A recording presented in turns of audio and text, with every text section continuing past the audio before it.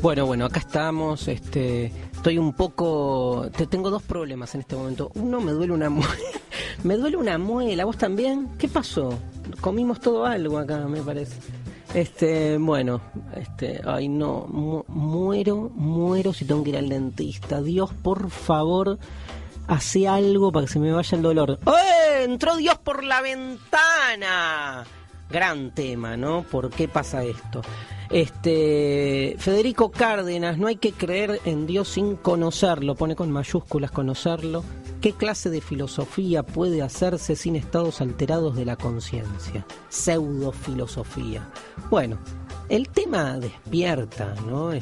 Como mucha diferencia, y creo que la religión, incomprensiblemente, con el mensaje tan, por otro lado, abierto que también tiene, ha generado los peores estados de violentamiento, ¿no? Y de rispidez y de masacres en la historia, sobre todo de Occidente.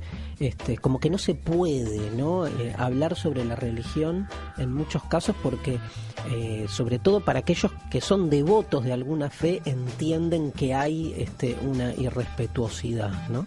Pero bueno, es un límite que hay que pensar por qué genera esto, ¿no? Lo mismo la política, lo mismo, digamos, aquellas esferas de lo humano donde parece que se juega algo muy profundo, muy entrañable, algo muy que hace a lo que somos, ¿no?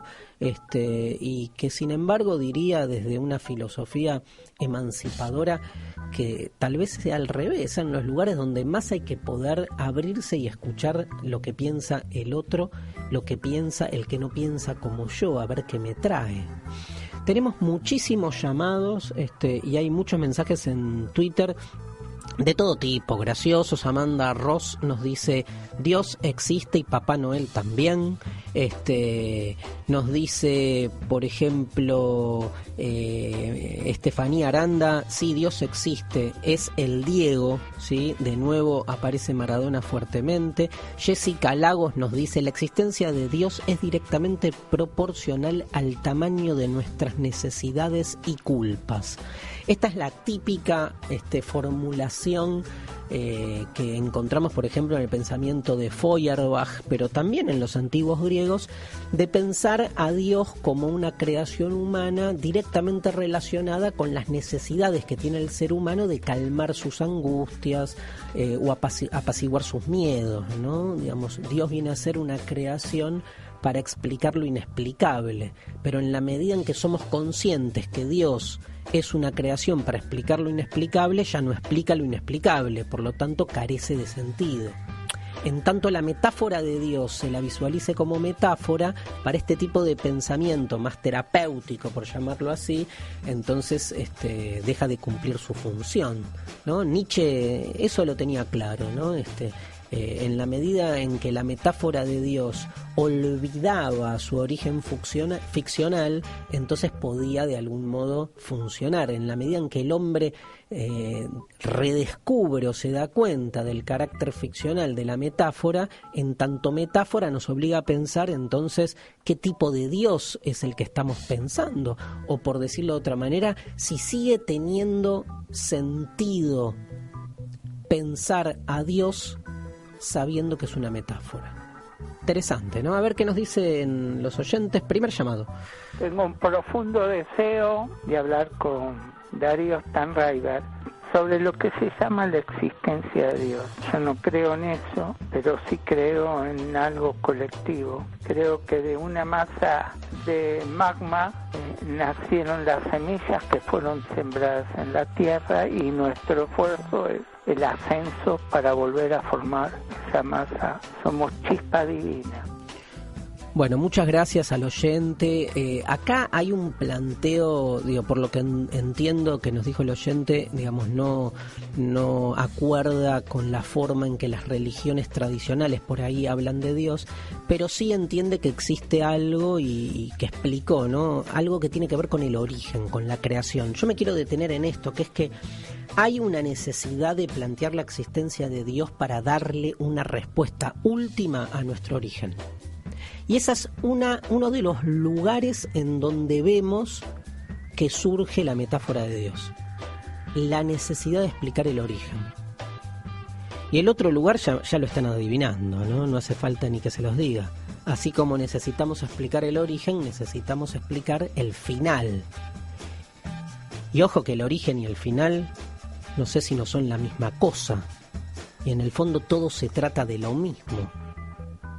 Porque así como necesitamos entender de dónde proviene todo, necesitamos también entender hacia dónde se dirige todo o qué es de mí una vez que mi ser termina y sin embargo la cosa sigue. Unamuno, filósofo, digamos, poco leído en filosofía, lamentablemente, pero Unamuno siempre pone el acento en este carácter, digamos, salvífico de la metáfora de Dios, ¿sí? Él no la llama metáfora, en relación a el éxito de la religión católica, en el caso que analiza Unamuno. Resuelve nuestro miedo a la muerte, pero el miedo a la muerte de cada uno. Porque si uno tuviera que elegir por qué postular la existencia de Dios o por qué creer en Dios, entre dos opciones, porque me explica el origen o porque resuelve mi muerte, yo creo que, como dice Unamuno, claramente nos enganchamos más, ¿no? Adherimos más a la posibilidad de la existencia de Dios en la medida en que resuelve nuestro miedo a la muerte. Y ese, de algún modo, es el éxito de la religión cristiana, por poner éxito en un sentido entre comillas, que es la resurrección, ¿no? Es la religión que está atravesada por el relato de la resurrección y en todo caso de la resurrección de cada uno. ¿Tenemos más llamados? Sí, mensaje para el innombrable. Soy Carlos de la isla de la Paternal. A la edad que tengo, 77 años, creo que Dios es una duda. ¿Y por qué digo esto? Porque muchos de los que dicen que creen en Dios por si acaso existiera. Bueno, te mando un abrazo, ¿eh? Me alegro que estén al aire, ¿no? No que estén en el aire. Bueno, chao, beso y abrazo, chao.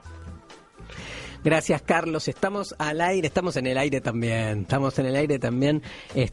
Bueno, gracias por tus 77 años y tu todavía vocación por la duda. Entiendo además que vivir en la isla de la Paternal genera esto. Seguramente serás hincha de Argentinos Juniors, tendrás algunos otros problemas, pero no, me encanta esta formulación de Dios como duda, ¿no? Porque lo que hace es recuperar, casi les diría, el propósito originario de lo divino, que tiene que ver con no creernos nosotros omnipotentes. O sea, más allá de Dios, de los nombres, de los dogmas, de todo lo que se ha matado y se ha dicho en su nombre, hay un problema, me parece, mucho más cercano, que es creer el ser humano que lo es todo. Entonces, olvidémonos del Dios tradicional. Yo lo único que digo es, qué bueno que sigamos dudando, qué bueno que sigamos dudando que no lo somos todo. Y en ese sentido la metáfora de Dios es una manera de descentrarnos y sacarnos de nuestra omnipotencia.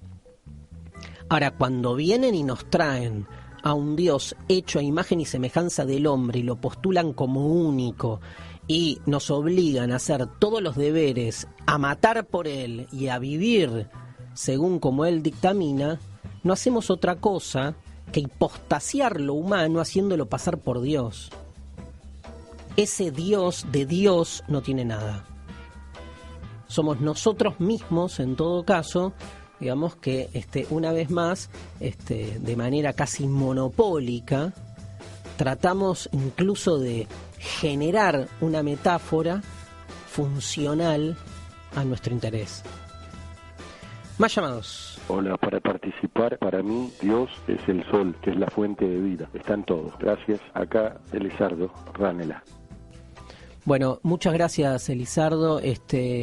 Dios es el sol, al sol, digamos, como personaje mitológico se lo ha asociado muchas veces como deidad, a lo divino, a Dios, con las religiones monoteístas empieza a separarse, ¿no? La cuestión más natural de un Dios que va a ser más abstracto. Pero sí es cierto que en un pensamiento secular como el de Spinoza, a Dios se lo concibe como la naturaleza. Entonces, más cerca de lo que nos decía Lizardo, Dios en realidad puede ser ese todo, que es lo único que hay y que es lo natural, o la naturaleza de la que todos somos parte.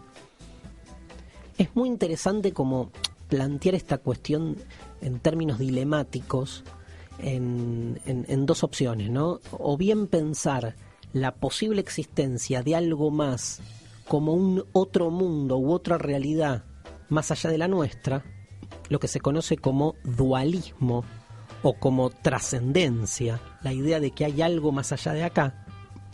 O, al revés, pensar que lo único que hay, que la totalidad, el todo, es esto donde estamos. Entonces, a diferencia del dualismo, planteamos un monismo ontológico. Hay una sola cosa, es esta, que es todo, y entonces este todo es Dios. Esto decía Spinoza, Dios, o sea, la naturaleza, donde ya ese Dios no tiene pero nada que ver con el Dios de la religión. Es un sinónimo de la naturaleza en la que vivimos, y entonces Dios es el sol, pero también es la tierra, pero también es la vida, pero también es todo lo que hay. Ahora, claramente las religiones institucionales, digamos, crean un Dios trascendente. Y esta es la famosa crítica de Spinoza, ¿no?, a las religiones. La crítica, sobre todo, puesta ahí, a la existencia de un otro mundo. Casi como si les dijera que el problema no es Dios, sino que hay otro mundo aparte de este, un otro mundo que nos es imposible alcanzar. Wittgenstein vendría y diría, ¿dónde está ese otro mundo? ¿Qué podemos decir de él? De lo que no se puede hablar es mejor guardar silencio, ¿no? Nos vamos al corte y venimos después de la pausa a la parte final, los tiempos escatológicos finales de este debate sobre si Dios existe. ¿Dios? Has abandonado mi iglesia. Bueno, más o menos, pero... ¿Pero qué? Pero no soy malo, trabajo mucho y quiero mucho a mis hijos. ¿Por qué voy a pasar la mitad del domingo oyendo que me voy a ir al infierno? Bueno, eso sí. Sabes, a veces hasta yo quisiera ver un partido de fútbol. ¿Todavía existen los de San Luis? No, se fueron a Phoenix. Ah, sí. ¿Sabes qué odio de la iglesia? Esos aburridos sermones. Sí. Creo que tienes razón. Ese reverendo Alegría me desagrada bastante. Creo que voy a darle una lección. Pégale una por mí. Sí, lo haré. Entonces voy a vivir haciendo el bien y rendirte culto, pero a mi modo, ¿sí? Homero, trato hecho. Y ahora, discúlpame, tengo que ir a hacer algunas creaciones.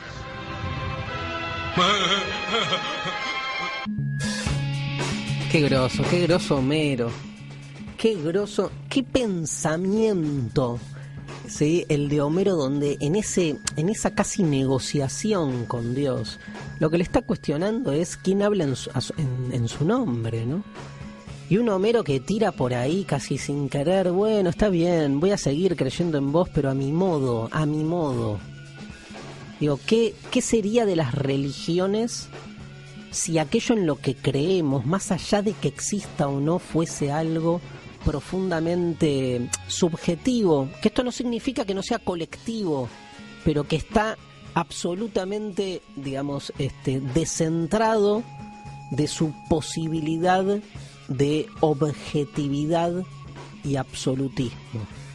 Qué diferente sería, ¿no?, que en todo caso podamos compartir, Dios mío, bueno, hoy Dios otra vez, podamos compartir nuestras creencias de modo intersubjetivo sin la necesidad de estar todo el tiempo ligando la creencia a la verdad. Nietzsche lo tenía claro, ¿no?, cuando decía, el problema no es Dios, es la verdad. Y entonces hasta podríamos incluso emancipar a la idea de Dios de la necesidad de que esa idea de Dios se pruebe a sí misma como una idea verdadera. Sí, todo es metáfora en algún punto, ¿por qué no tener también una figura metafórica que nos anime a la pregunta, que en tanto pregunta por el más allá nos genere repreguntarnos permanentemente por lo que hacemos? Qué lindo sería una religión no metafísica, no una religión que no esté preocupada por la existencia, sino al revés, como un gran abismo abierto que esté preocupada por la pregunta. Martín Suárez, hola Martín, dice Martín, si la existencia de Dios se basa en la fe, me quedo con una frase de Nietzsche: fe significa no querer saber la verdad. Famosa frase de Nietzsche, y me parece clave, gracias Martín, en toda esta discusión. Profe Leonardo Fonte dice: ¿Dios existe? ¿Existe la existencia? No sé si yo existo. ¿Cómo poder aseverar que existe Él? Bueno, interesante reflexión. Pigi nos dice: Dios es solo una tradición inevitable. Bueno, como toda tradición, ¿no? Contra la que en todo caso nos peleamos o le damos vuelta o le buscamos alguna apertura, ¿no? Digamos, es interesante esto de la tradición inevitable. Una tradición inevitable es algo contra lo que nos podemos pelear, pero lo que no podemos es negarla. O sea, esta metáfora de Dios nos viene constituyendo como sujetos. Entonces se vuelve importante hacerla circular, hablar de ella. Nos dice muchos tweets dando vuelta, pero tenemos muchos llamados. ¿Escuchamos a otro oyente? Hola Darío, hola Marcelo Cataña de San Clemente. Bueno, con respecto a la pregunta, yo creo que Dios existe en la medida en que el ser humano le dé entidad a ese nombre. Y otra cosa, San Clemente por lo menos está resoleado. Un abrazo grande. Bueno, muchas gracias. Nos vamos todos para San Clemente. Pero sí, digamos, es una metáfora que existe en la medida en que el ser humano le da entidad, nos dice el oyente de San Clemente, y uno puede pensar que no, digamos, y hasta qué punto estamos condicionados o no a poder darle o no darle esa entidad. Digo, ¿alguien se imagina que todo el mundo se ponga de acuerdo en no hablar más de algo para no darle entidad? No. Estamos atravesados por una serie de conceptos, como estamos atravesados por nuestra familia, por nuestra condición de clase, de género, del lugar en el que nacimos. A mí me gusta siempre pensarnos como, digamos, sujetos que podemos elegir sobre trasfondos no elegidos. Y ahí se juega esa tensión entre lo que somos, lo que queremos ser y lo que podemos ser. Porque es cierto que vamos interpretando, reinventando, resignificando, pero ¿sobre qué? Sobre una tradición, o sea, sobre lo que se nos transmite, sobre nuestras proveniencias. No empezamos de cero. Este es el gran mito de la filosofía, pensar que uno puede pensar sin supuestos. No somos solo supuestos. Y en todo caso lo que hacemos sobre esos supuestos, lo que está por debajo del opuesto y que de algún modo nos constituye, lo que hacemos sobre ello es repensarlo, modificarlo, pero sobre algo que nos llega. Si no nos creemos dioses, si creemos que podemos empezar de cero. ¿Otro oyente? Sí, hola Darío Starriser. Bueno, te habla Elena de Temple y te escucho como todos los martes. En cuanto a la pregunta si Dios existe, te leo esta frase de Pascal: el hombre no es más que un sujeto lleno de error natural e indeleble, sin la gracia. Nada le muestra la verdad, todo lo engaña. Estos dos principios de verdades, la razón y los sentidos, además de que carece cada uno de ellos de sinceridad, se engañan recíprocamente el uno al otro. O sea, el hombre no tiene acceso a poder saber si es verdad o no de la existencia de Dios. Bueno, te mando un abrazo, Darío. Bueno, muchas gracias. Excelente, Pascal, excelente tu cita. Son como dos alternativas posibles, ¿no?